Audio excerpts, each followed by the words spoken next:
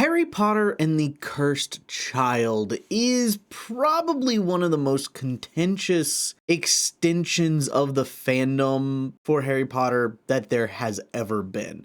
People are okay with Pottermore, with the inclusion of extra information. People were okay with most of Fantastic Beasts. It got a little weird more after the first one. The first one was great. Second one kind of messed up timeline stuff. Third one, why did you even bother? I like the movies. Just, it's fun, but as Harry Potter movies, not as great. But Harry Potter and the Cursed Child is just one of the ones that, you talk to a Harry Potter fan, they're like, oh, no. You ask people, is Harry Potter and the Cursed Child canon? Some people say yes. Some people say no. It is just a whole mess. And I'm going to talk about some of the problems and maybe some of the ways that if for some reason we have a further season of the HBO Max Harry Potter series and we do Harry Potter and the Cursed Child because it was billed as the 8th book in the Harry Potter series kind of thing,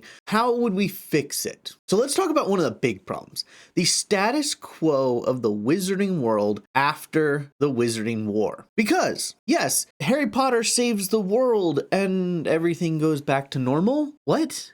No, a house elf is the reason the world was saved, because if the house elf didn't come and save Harry, Harry would have died, and then nothing would have happened. Voldemort wiped out the goblins of Gringotts. You don't think the goblins would have gone after the Wizarding World after they've caused literally one of the things we hear for most of the book series in History of Magic anytime they go is Goblin Wars, Goblin Wars, Goblin Wars. Hey, what about these Goblin Wars? Oh, did you remember these Goblin Wars that they used trolls? Yeah, goblins aren't the nicest people. And yes, I'm using the word people because that was the problem with the Wizarding World that Hermione was also trying to fix, is that, hey, we need to treat these house elves as house elves. We need to treat these house elves as people, not slaves. Slave labor, she says. Of course, in the movie, who cares? And most of the personalities of the actors in The Cursed Child are written based on the personalities of the movie characters, not the book characters.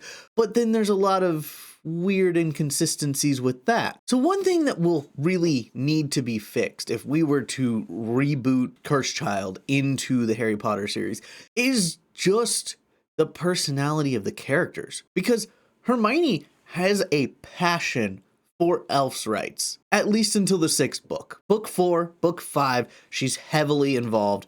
Book 6, she's still kind of like, well, you really should treat the house elves right. But then at the same time, it just gets pushed to the wayside because, she's in love with Ron, and that's the main part of her personality at that point. And then in book 7, there's a war going on. But I feel like after that, she goes back to school, and yeah, she can get into government with the ministry, but she goes into the department that takes care of magical creatures. Because of course, she sees, look, the goblins of Gringotts were wiped out by Voldemort. The house elves were one of the turning points of the war. And the centaurs came and helped after the prophecy had been fulfilled, but they had an obligation that they had to fulfill. So, but they still came and helped. All these people deserve rights. And that's what she would be joining the ministry for. Let's be a ministry for change. Why 19 years later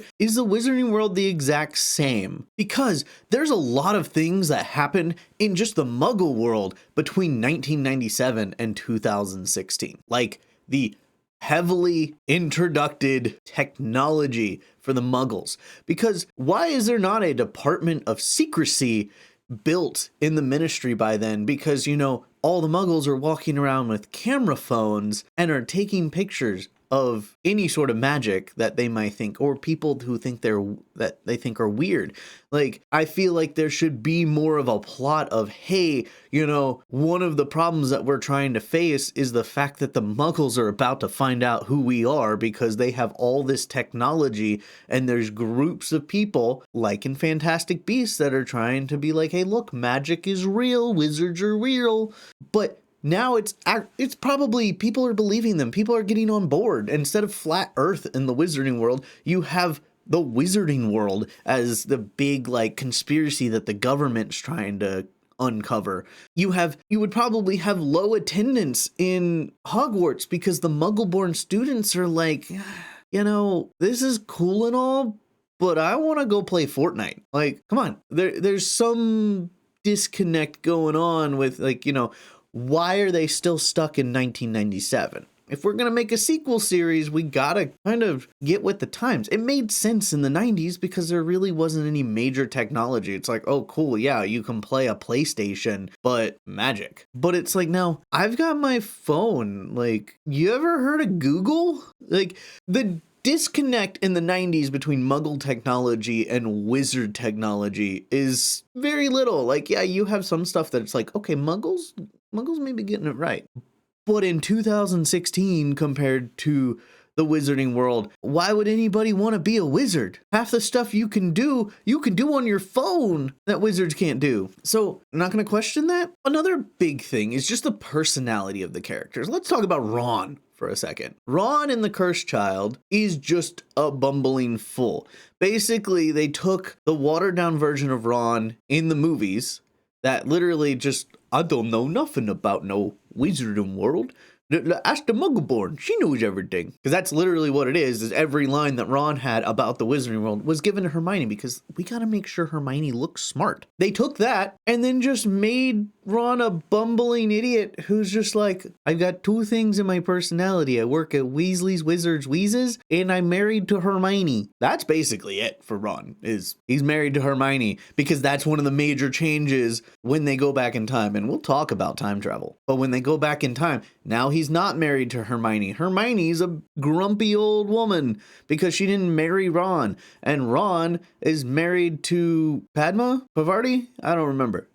That's how much I don't like that little thing. I don't remember. And they're unhappily married. And that's the whole thing. It's like, oh, they're unhappily married. Consistency in the personalities. Like we talked about Hermione's personality and passion. Ron is another one that has a really bad personality like effect in this story. Now we talked about Ron, we talked about Hermione. Let's talk about Harry and his treatment of Albus. Because I'm sorry, the scene that we see at the end of the 19 years later epilogue is him looking at Albus and going, I'm going to love you no matter what.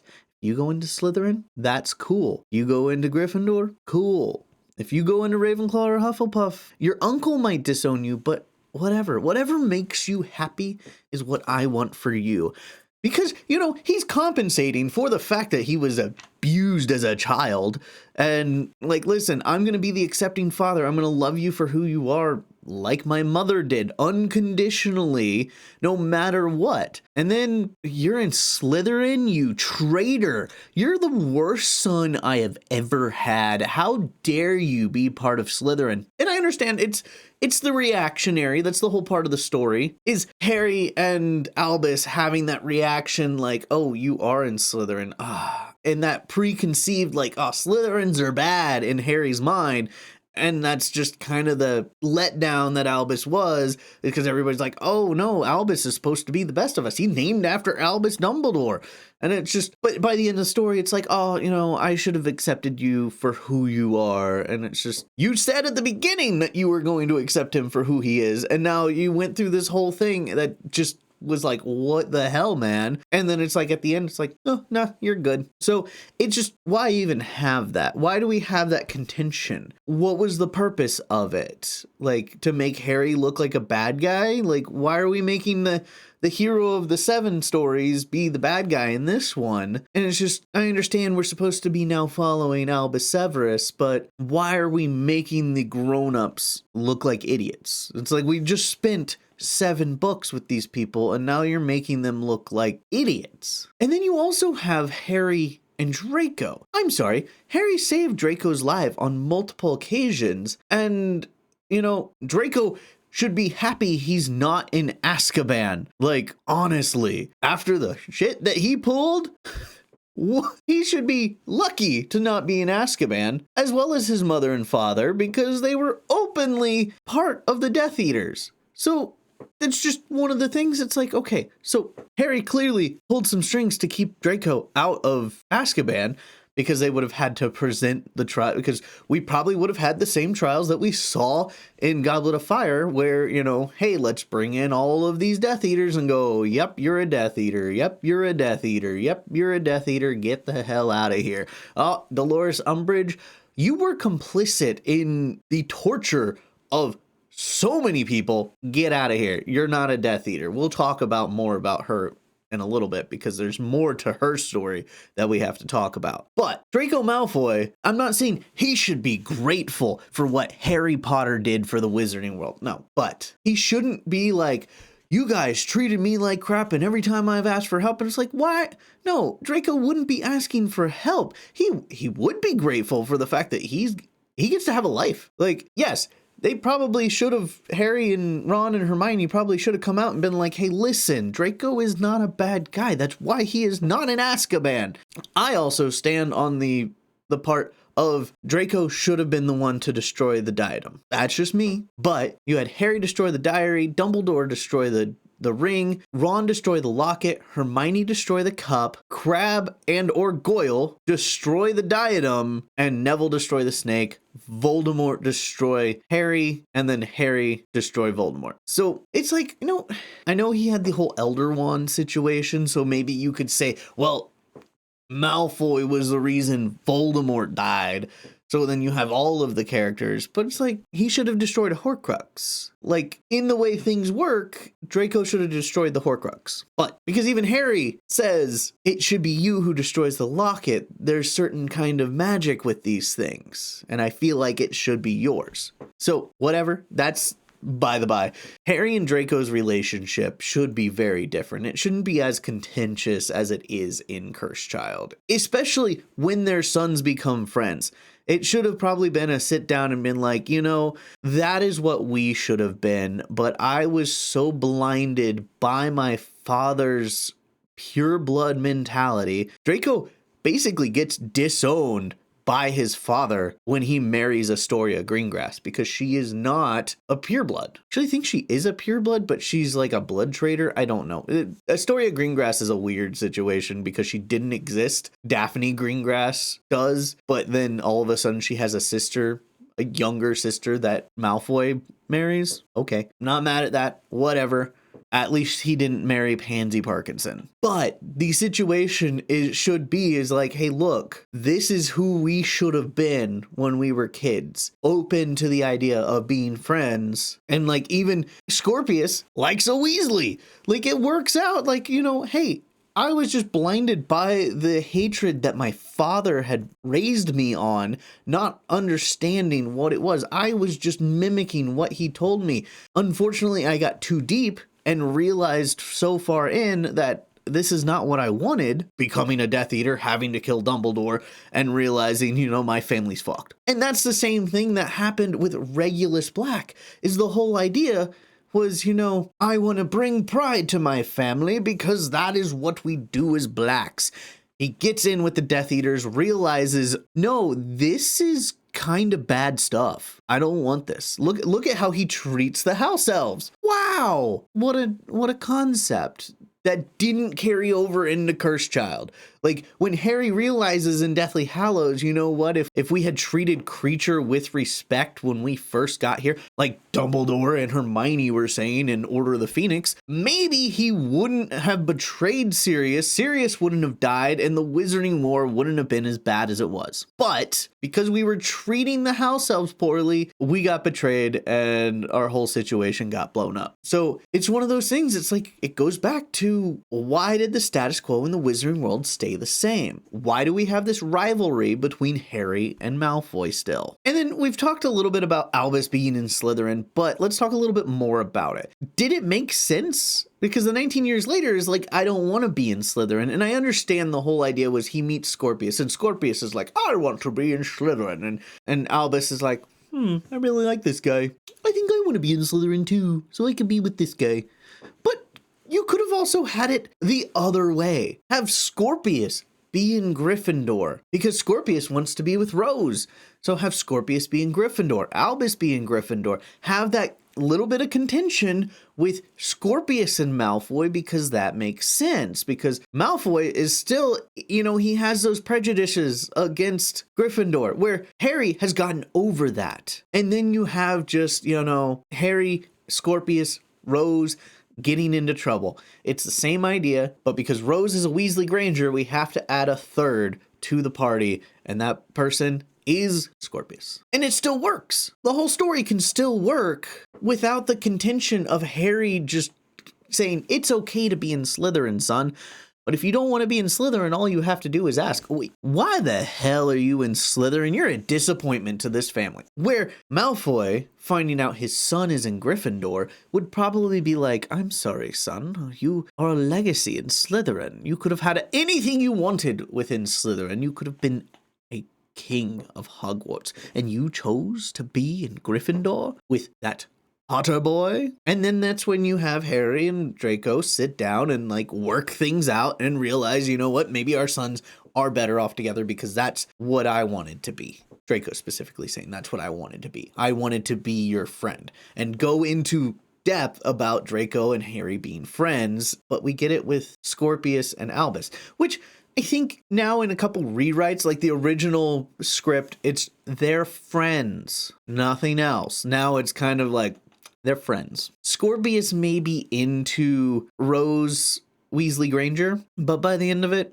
he's into Albus, and Albus is into him. But that doesn't really matter to the story. What matters is we care about the Golden Trio and their lives, and just the Scorpius, Rose, Albus of it all is just kind of moving the plot forward. But, we care about the Golden Trio, which the Cursed Child really didn't focus on that much. Now we're getting into the weird stuff. And I'm sure you've been sitting here, if you've made it this far, make sure to like and subscribe, of course.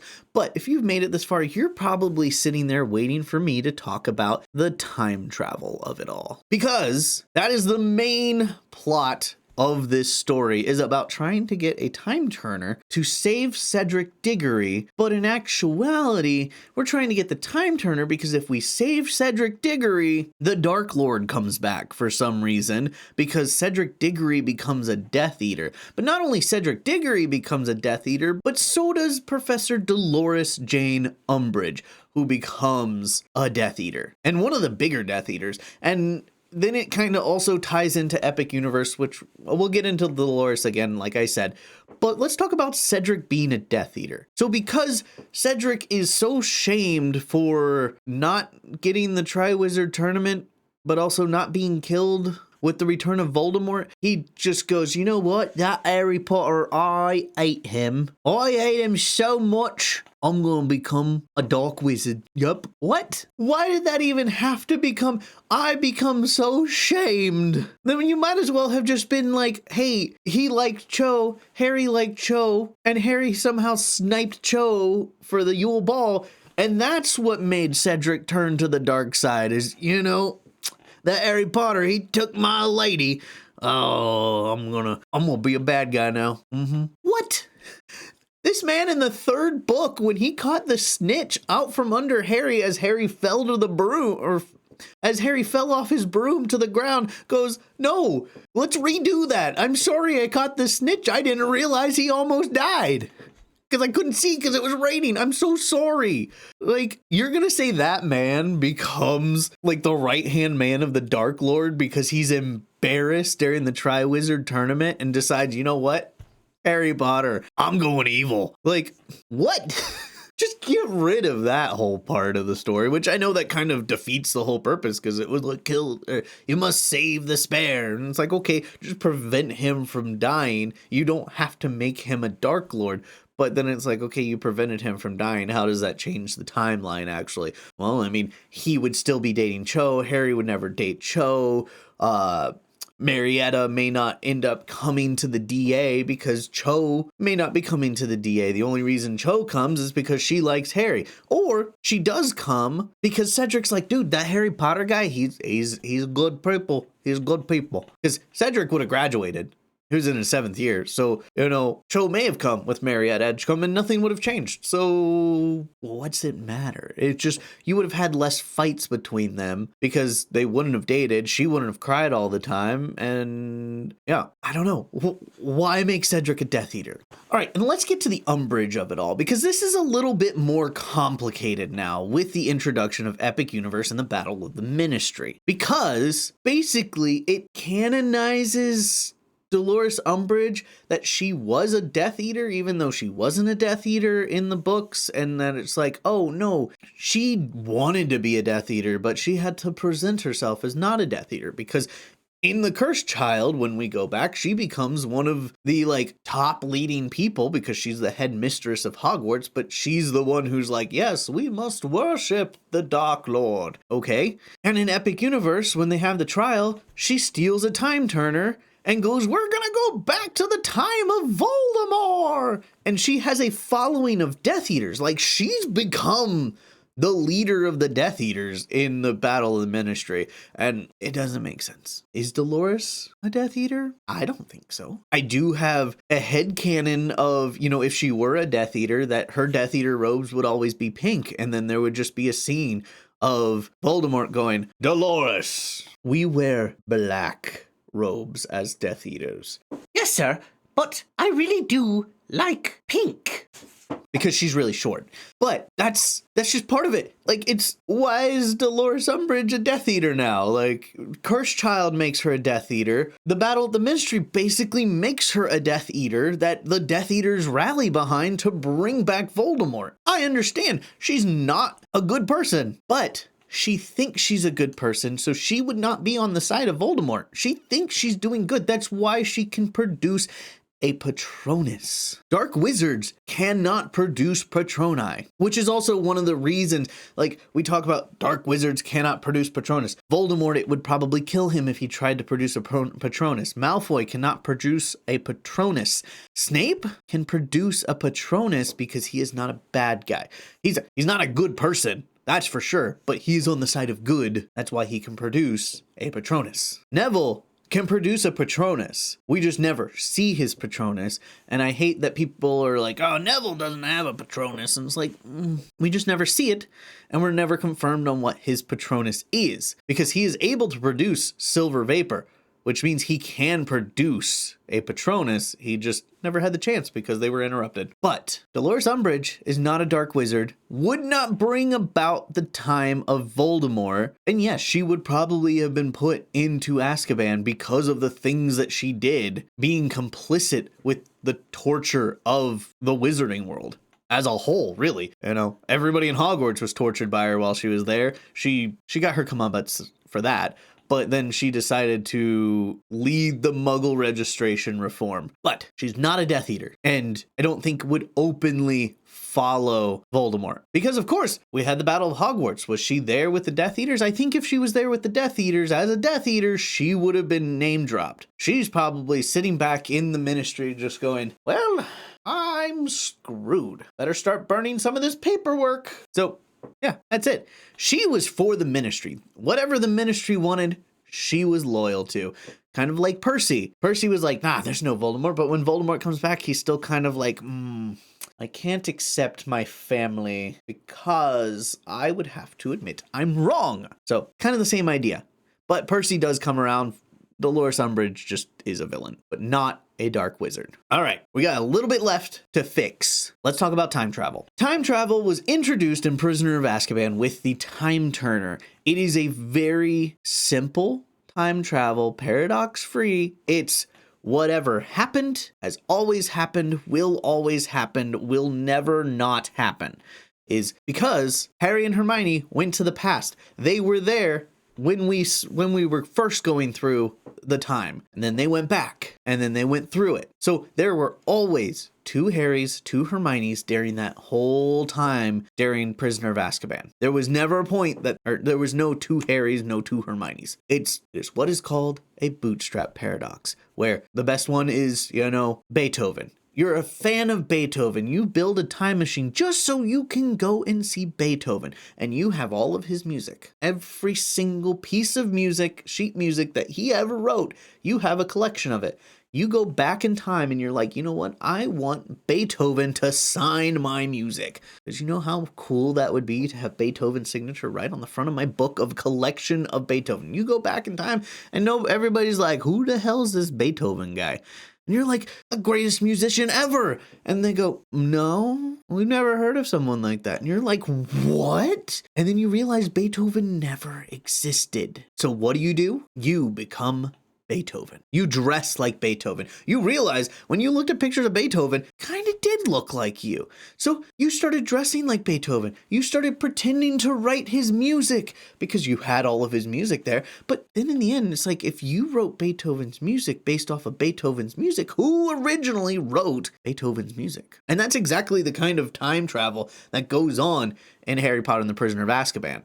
And that's the rules that are set, is you can go back 5 hours. That's the max. Any further than that, and you will basically disappear. I think there's a story on Pottermore about one of the girls who tried to time travel, and she ended up like 20 years in the future and something like that. But it's just 5 hours, and the magic still works. It maintains the paradox. It maintains the situation. Any time past that and magic breaks and bad things happen. And the big thing is you can't change time, because in that 5 hours, time can't be changed because it's already happened. So you can't just use a time turner. Like people think, well, they could have just used a time turner and gone back and killed Voldemort. And it's like, no, because Voldemort was already alive after that point. So you didn't go back. If you did try to go back and kill Voldemort, something would have stopped you. The universe would have stopped you. The magic would have prevented you from killing Voldemort. Because if you changed it in that way, it would have never happened, because you would have never decided, hey, you know what? I should go back in time and kill Voldemort. And then you see where I'm going? Is the reason they were able to go back and save Buckbeak is because they had already saved Buckbeak. Harry kind of sums it up in the idea, you know, the reason I knew I could perform a full Patronus was because I realized I was the one over there performing the full Patronus. I saw myself do it, so I knew I could do it. The reason they were able to save Buckbeak was because they didn't see Buckbeak die. They thought Buckbeak had been killed, but if they had seen Buckbeak die, they would have not been able to save Buckbeak, because Buckbeak would have been dead. So the time travel that is introduced in Cursed Child, and also in the Battle of the Ministry, which has a time room that had already been rebuilt, but also had the super powerful time turner that could bring them back into the past to change time, even though it was way before this situation in the Cursed Child. Okay, but this time turner is a super magical time turner that allows you to change time. But that's not how time turners work, and it just kind of breaks the whole idea of time turners. Even J.K. Rowling was like, I probably shouldn't introduce the time turners because then that makes things more complicated. I'm going to break them all. And then we bring them back twice to not follow the rules that were specified in the first introduction of them. Oh, they're special time turners. Okay, if you make time travel rules, stick to them. Bottom line. That's why it works in Prisoner of Azkaban. You set rules, you stick to them. It makes sense. All right, and the last and biggest thing that we gotta complain about, Delphi, whatever her name is, the daughter of Lord Voldemort and Bellatrix Lestrange. Okay, so Voldemort, who wants to continue his life, would have only created Delphi if he knew he was not going to make it. So that starts the problem, because if Voldemort knew he was going to die, he would have created a daughter. And you know what he probably would have done if he had a child, is probably split part of his soul and put it in that child. So then he could eventually take over that child. And if he died, guess what? There's another one of me.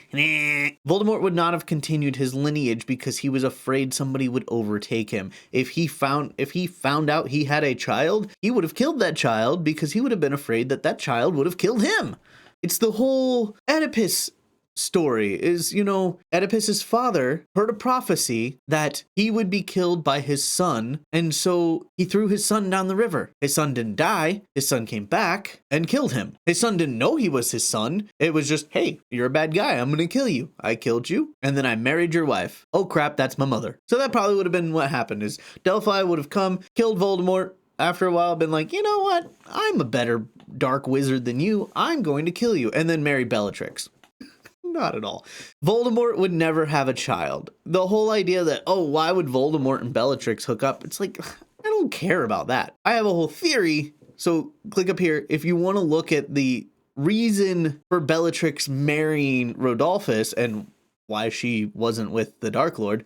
Because, that seems like a whole idea is, hey, let's bring in magical blood, because he would have wanted to expand magical blood, but he also didn't think he would need to procreate because he was immortal in his eyes. The time that he would have probably been like, you know what, I should probably, extend my lineage because I think I might die tonight would probably have been when he found out that Harry was destroying Horcruxes, and then been like, hey, Bellatrix, hey, let's go to this back room. But Bellatrix wouldn't have been able to carry a baby at full term at that, because by the time that Voldemort figured out that Harry was destroying Horcruxes, 24 hours later, Voldemort was dead, Bellatrix was dead. And Bellatrix would have either just had the baby or been about to have the baby when Harry, Ron, and Hermione are at Malfoy Manor. So the whole idea that nobody knew about Voldemort's secret baby with Bellatrix is weird, considering Bellatrix was at Malfoy Manor. So was Draco, so was Narcissa, so was Lucius, and they would have all known about it. Like, I assume, because I think the whole story is she had the baby and then it got taken care of like a distant Lestrange family member off outside of the UK. But she was staying at the Malfoy Manor. Even if she went off for a bit, you think she wouldn't have told Narcissa? She would have been like, Sissy, the Dark Lord has chosen me to become his daughter's mother. I don't know why she has a French accent, and Jim Dale reads her with a French accent sometimes, and I think that's where that came. But Delphi shouldn't exist, because Voldemort wouldn't want to carry on his lineage. She wouldn't be a secret child of Voldemort, because they keep saying, oh, the whole story is, oh, Scorpius is the child of Voldemort, not Malfoy, even though he looks surprisingly like Draco and not like Tom Riddle. Yeah, okay, maybe Albus. Albus Severus Potter is actually the secret son of Voldemort. That would be more believable. But that's just kind of the weird crap that goes on in this story. And we didn't even talk about some of the characters. Like, these are characters based more off the movie than they are off the book. But then you also have Ludo Bagman. So it's like, okay, so it's based off the book, not the movie. But those aren't the same personalities. So that causes more issues. But the whole point of this video is the Cursed Child just isn't canon. There's so many problems with the Cursed Child that it just breaks the universe, and I'm thinking I may try to make an idea. If I were to write the Cursed Child, this is what it would be about. So if you're interested, make sure to like and subscribe. Leave a comment saying, I would love to see your version of the Cursed Child, and maybe I'll work on it. But that's it for today. Make sure to stay marvelous, and Nox.